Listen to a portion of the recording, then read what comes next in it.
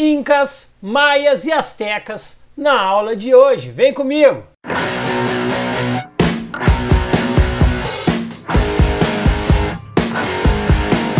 Fala galera, tudo certo, gente? Bom, vamos lá então, mais uma aula. Hoje a nossa aula é sobre as civilizações pré-colombianas. Bem, peraí, só deixa eu me ajeitar um pouquinho.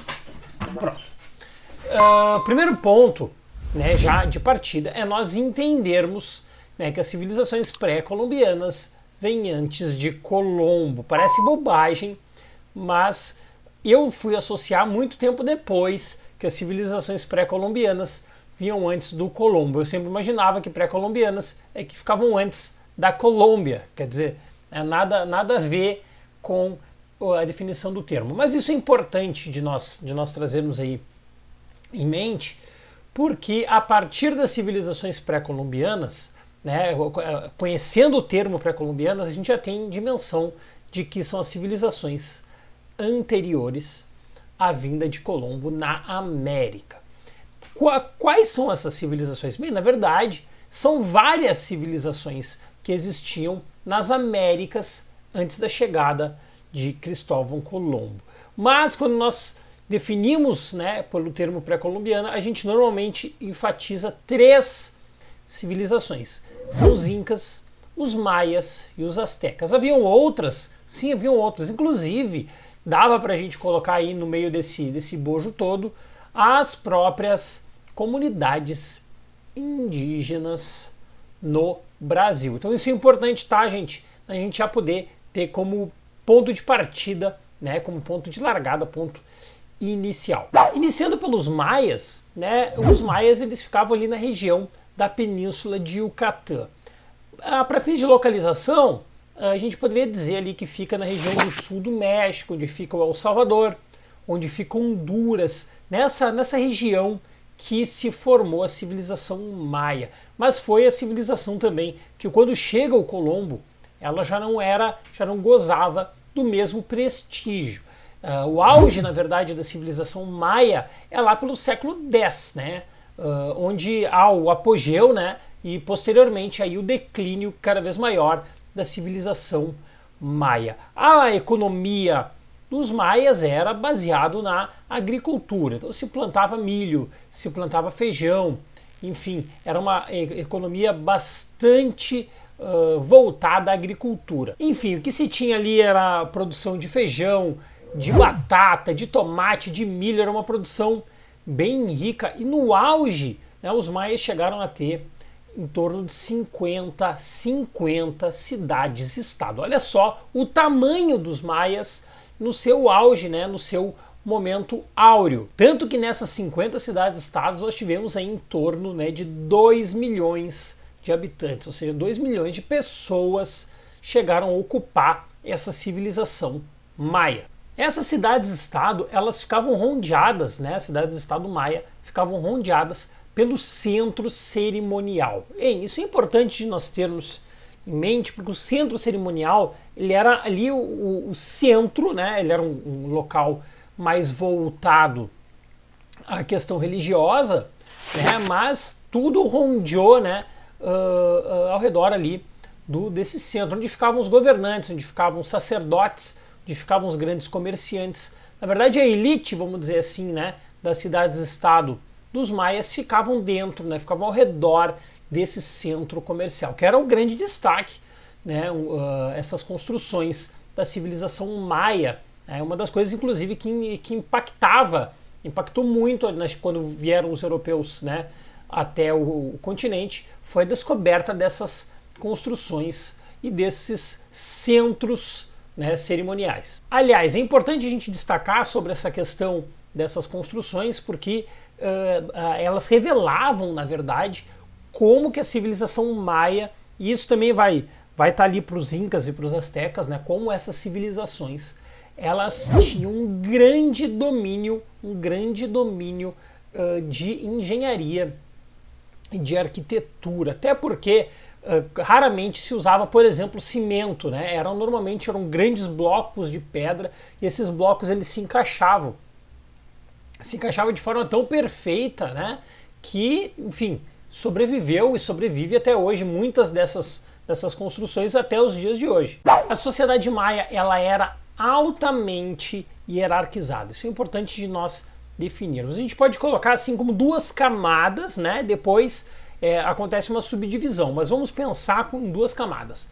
Na camada da elite vão estar os nobres e os sacerdotes, e na camada popular vão estar ali os artesãos, os pequenos comerciantes, os pequenos agricultores, né?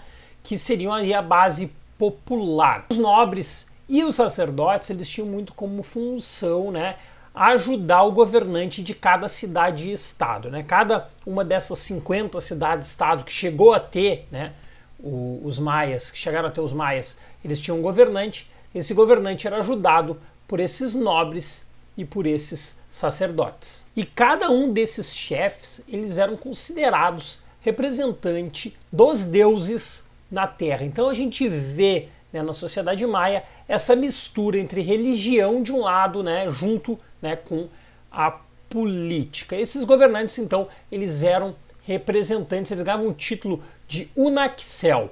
O Unaxel, ele era o representante de todos os deuses na Terra. E uma das formas também dessa legitimação, né, que os trabalhadores, os camponeses, os pequenos artesãos, eles pagavam impostos para o governo, imaginando, veja bem, imaginando que estavam pagando impostos para um governo que era um governo sagrado, ou seja, que era um governo que merecia o pagamento desses impostos.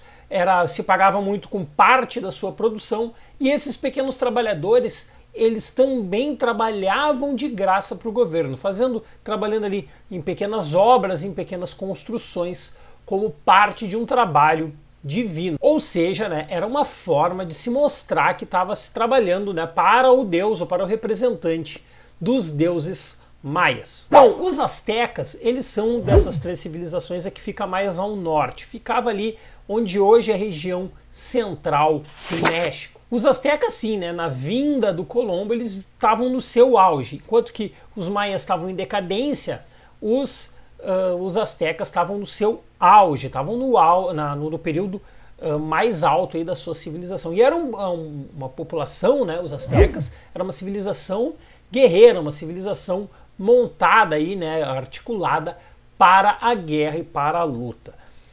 Dentro dessas lutas de conquista feitas, né, pela população, pela civilização, enfim, asteca, o mais importante era que eles dominavam esses outros povos e obrigavam os povos conquistados a pagarem tributos aí para os astecas. Bem, esses tributos eles vinham de várias formas, eles vinham com meio de pagamento aí da produção de algodão, ouro, tecido, enfim, de várias formas. E essa comunidade, vamos dizer assim, asteca, ela foi crescendo, ela foi conquistando a região.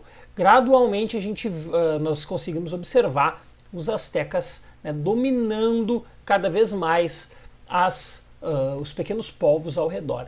E é por isso que nós podemos dizer que é um império o que vai se constituir ali. Surge o Império Azteca, né? Ou seja, né, uma grande civilização subjugada, dominada pelos astecas. Bom, toda a população ali que era conquistada, então, era obrigada a pagar impostos. Quem se recusasse a pagar impostos sofria punições, inclusive punições físicas. E também eram obrigados a cultuar o deus asteca da guerra e do sol, que tem um nome impronunciável, está aparecendo aqui embaixo, que era o deus, né, da guerra, deus do sol, asteca, e que tinha que ser cultuado por todos aqueles que eram conquistados pelos astecas. Nesse sentido, é importante nós destacarmos também na civilização asteca o papel central da religião. A religião aqui, ela é determinante na civilização asteca. E aí, em especial, né, é importante nós destacarmos o deus da guerra, do sol e da tempestade. Ele era o deus central, porém, importante destacar, era uma civilização politeísta. Eles acreditavam em vários deuses, mas o deus da guerra era o principal dos deuses e ele que era cultuado. Inclusive, se praticava, né, o sacrifício de humanos para satisfazer esse deus. Isso aí é muito conhecido até, né, a prática dos sacrifícios humanos no Império Azteca, e era para agradar esse deus, porque ele era o deus da guerra, do sol e também da tempestade.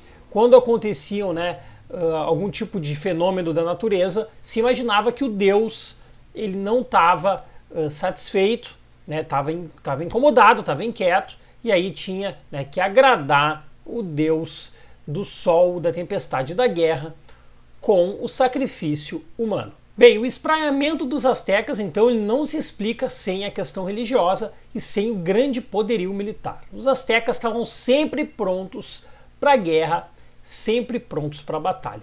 Mas quando eles queriam conquistar um outro povo, eles não partiam diretamente para o conflito, eles mandavam um embaixador.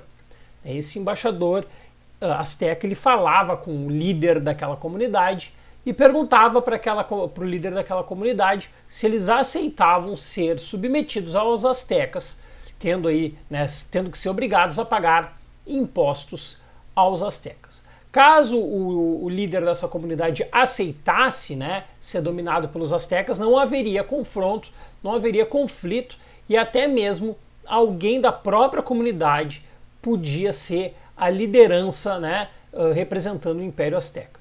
Se não aceitasse, aí os astecas eles invadiam e aí eles iam para o conflito militar. Mas eles davam essa hipótese, né, de ser submetido ao Império Azteca sem necessidade do conflito, mas aceitando principalmente, né, o pagamento de impostos e o culto à sua religião, ao deus azteca. O último império, então, dessa tríade é o Império Inca, o mais próximo dos impérios que nós temos, né, desses três impérios, o mais perto de nós. Os Incas, eles ficavam na região da Cordilheira dos Andes, formaram um enorme, um imenso império com 12 milhões de pessoas e mais de 3.000 quilômetros de extensão, ou seja, era um território grande do ponto de vista populacional e também grande do ponto de vista territorial. Bem, os Incas eles foram também se expandindo territorialmente e foram, né, ocupando, dominando vários e vários povos, o que explica essa grande extensão territorial.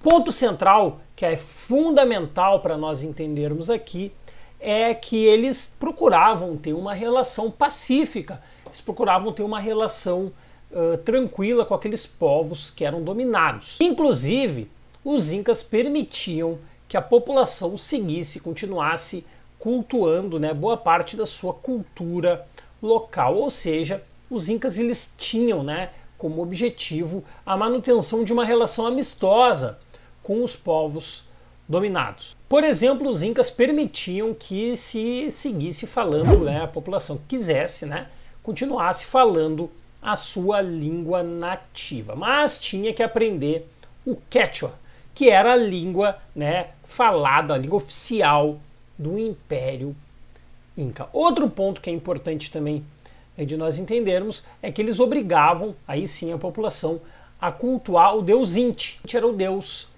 Sol. E outra coisa que eles permitiam daí, né, era que o chefe local permanecesse como chefe local, desde que jurasse fidelidade ao Império Inca.